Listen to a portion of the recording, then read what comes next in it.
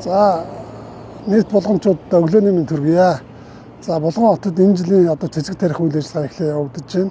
За энэ цэцэг тарих үйл ажиллагаа бол одоо үндсэндээ дээд тулхтай өшин дээрээс эхлээд одоо энэ таригдсан. За энэ дээд 4 замаас доод 4 зам хүртэл энэ цэцгийн суурьуд энэ замын хажуудлын ногоон байгууламжид зурх маягаар ингээд таригдаад явна.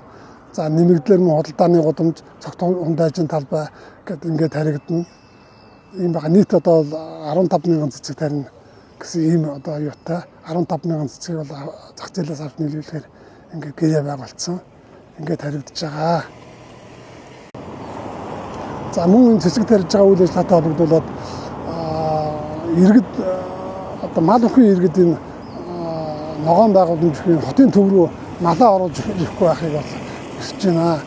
Мал орж ирэх юм бол одоо бас хашиж байгаа энэ үйл ажиллагаа үргэлжлээ явж байгаа юм эхэлсэн. 5 сарын 1-ээс эхэлсэн ингээд явж байгаа. Тэгэхээр мал өхөн иргэд малаа бас татаж авч явах хэрэгтэй байна. Энэ нь одоо орж ирээд энэ цэцэг ногоон дээр гიშгэх зулгаах.